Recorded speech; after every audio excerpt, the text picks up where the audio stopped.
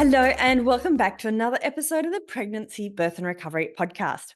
Today, it's the start of a new year, and we're going to discuss goal setting for the year ahead. And these questions I'm going to ask you and that we're going to explore together, I really do think that these have the potential of really setting yourself up to help achieve your health and fitness goals for 2024. And it's not just about health and fitness goals. These are really wellness goals. These are really designed to help you feel amazing inside out. Because whether or not you're pregnant or you're postpartum, like these are unique stages of your life that perhaps the typical goal setting isn't going to work for you.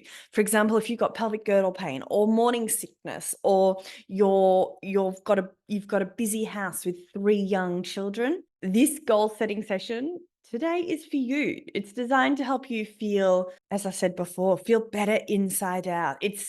These goals, these 7 questions are designed to help you feel recharged, rejuvenated. They're designed to help you mentally, physically, like with your confidence. Look, you might be goal setting in terms of getting yourself set up for running the next marathon.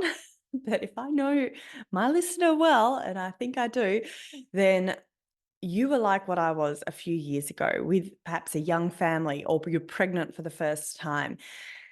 So today we're discussing 7 questions to help set you up, feel like you, to feel better, to feel amazing inside out for the months and year ahead. So if you're like me, I do love a good, nice, clean calendar, like planner every year. I do love buying something pristine and clean, ready to start the year. And I do like reflecting on the year that has been and the goals ahead. So let's do it together, ladies. 7 questions to ask yourself whether or not you get your calendar out. Oh, sorry, your calendar, your new planner out, or even just your notes app or a piece of scrap paper. Write these down because I do think these are worth mulling over a little bit, talking through with your partner or your husband or your accountability buddy or whoever it is that you have these conversations with. Okay, when it comes to your health and fitness, firstly, I do think one of the biggest mistakes that we can make is to just keep doing what we have been doing, keep doing what hasn't perhaps worked. So we go back into that sort of procrastination mode, and we basically keep doing what we did last year, and we're sort of ignoring our health and wellness goals. And we think, oh, we will get to that. Oh, I should do that. I want to do that. But then you don't. So the issue with that is that if we keep doing what hasn't worked, then you're going to get the same results and the same progress with your health and fitness goals. And perhaps you're fine and you're happy with that. And if that's the case, perhaps this podcast episode isn't for you. But if you want to feel like you're achieving something new, or you want to really focus on prioritizing you for the months and years ahead, then this is perfect. So 7 questions to unpack. Here we go. What worked in 2023? The number 1 question. So before we even talk about 2024 or the year ahead, and again, you could be listening to this months down the track, but what has worked for you in the previous 12 months with regards to your health and fitness goals? So it's a pretty simple question, but look back and acknowledge your fitness, health, and wellness wins from the past year. So what worked for you? So for example, did it work when you had your partner involvement to look after the kids whilst you exercise? So perhaps your partner came home from work early once a week, and that was your you time to get out and do what you wanted to. Or did it perhaps work when you did some quick workouts at home with your kids in tow? So rather than waiting for your kids to be out of the equation or your baby to be out of the equation, did it actually work when you involved them in your fitness and your workouts? Or did it work when you pre-scheduled your weekly plan, and then you discussed it with your husband or your partner or your accountability buddy? Or perhaps it's something I haven't mentioned. What worked for you in the last 12 months? Now, once you've reflected on what did work in the last 12 months? What didn't work? And again, we are discussing this, like it could be all facets of life, but today we're discussing more with regards to your health and fitness and wellness goals. So it's similar to question one, but let's think about what didn't work. What were your failures? And I say that with air quotation marks.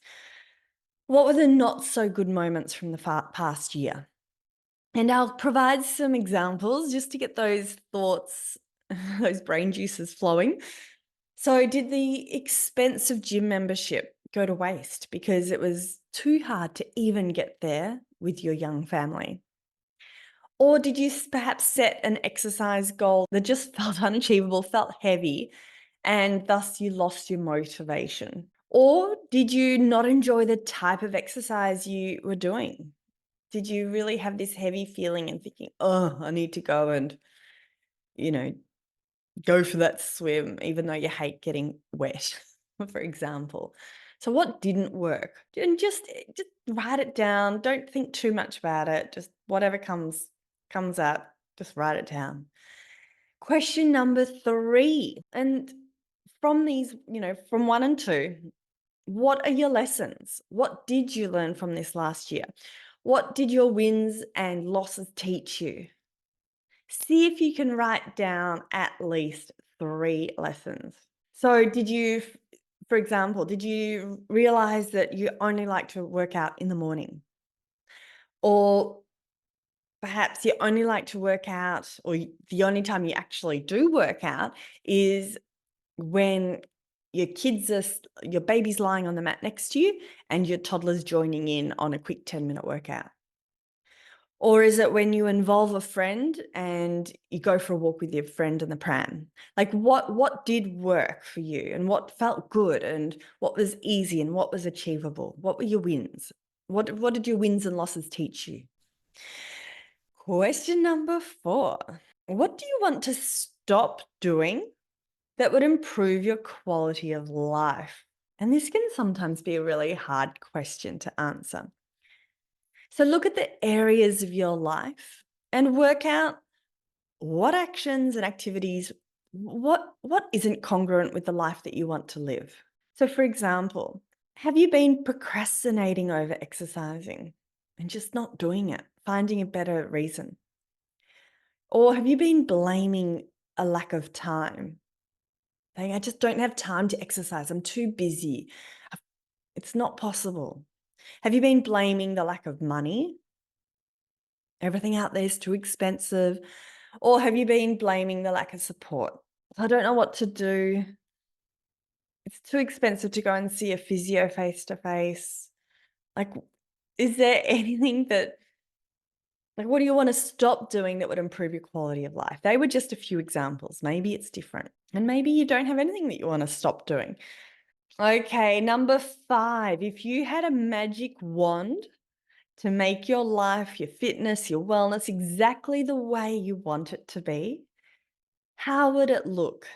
So wave your magic wand. And the more clear and detailed you go with this, the better. Be realistic. Think about the season of life that you're in. Think about the season of motherhood. So how old are your children?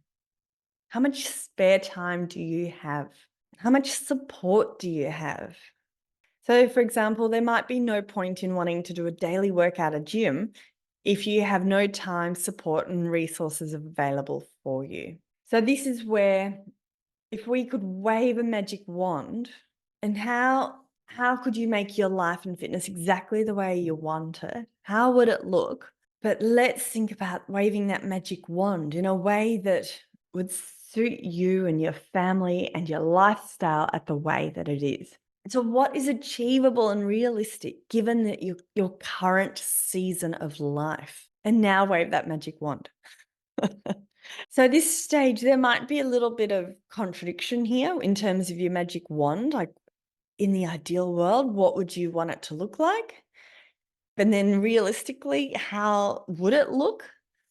And then you can see if we can marry up these two different visions. And perhaps that magic wand vision is your long-term goal, something that you want to work towards and achieve perhaps in 12 months, 2 years, 5 years' time. when your lifestyle, your season of motherhood has changed, but you can still have that magic wand and have that glimpse of what you want to achieve, how you want to look, how you want to feel, and then think, right, at my current season of life, what's achievable and realistic? So, with that in mind, what desires do you have for this coming year? What are your fitness and wellness goals for this next 12 months? Now, let's also ask yourself your why. I should have put this perhaps earlier, but why do you want to achieve these goals? Why do you want to accomplish these goals? And as above, let's be realistic with these goals. So, for example, are you pregnant with pelvic girdle pain? And you just want to be able to stay pain free, be able to run around with your toddler? Or do you have higher fitness goals that need to be worked towards gradually, like getting to that next marathon? So, if you do have some higher level goals and those magic wand goals, what are some stepping stones to help you achieve these higher level goals? How do you want to feel at the end of the year? So, not just what do you want to do at the end of the year, but how do you want to feel in your body and in yourself? So, number 6 was, what desires do you have for this coming year? Again, don't think about it, just jot down whatever comes to mind. And then the last question is, what's one small action that you can take today to help with your fitness and wellness goals for the upcoming year? I'm a firm believer of building blocks. Each time we do something for ourselves, it's an extra building block added. And before we know it, we've got a whole building that's been built. So it doesn't matter how big or how small, like even 10 minutes of exercise can make a huge difference to how we are feeling inside out, mentally, how we're managing with the day, like physically, how strong we're feeling, how, if we're feeling less stiff, less aches and pains. Even 10 minutes is amazing. So today, what can you do? Can you go for that 10-minute walk around the block? Can you finally join that home-based workout membership? This is where we insert a winky face that you've had your eye on for a few months. So there you go, ladies. 7 questions. Feel free to listen to this podcast again, get that notes app out, or get the pen and paper down.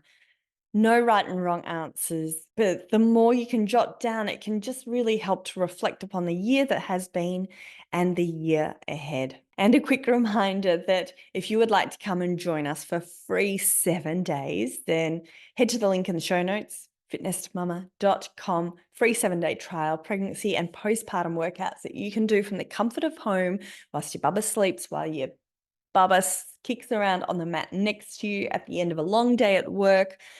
Toddlers can be involved. It can just help you to tick off that 10 minutes, that building block to help you feel better, to help you feel stronger, to help you feel amazing inside out. Have a fabulous day, ladies. And I look forward to you joining me very soon for another episode of the Pregnancy, Birth and Recovery podcast. Thanks for listening to the Fitness Mama podcast, brought to you by the Fitness Mama freebies found at www.fitnessmama.com/free. So please take a few seconds to leave a review, subscribe so you don't miss an episode, and be sure to take a screenshot of this podcast, upload it to your social media, and tag me at Fitness Mama so I can give you a shout out too. Until next time, remember, an active pregnancy, confident childbirth, and strong postnatal recovery is something that you deserve. Remember our disclaimer: materials and contents in this podcast are intended as general information only and shouldn't substitute any medical advice, diagnosis, or treatment. I'll see you soon.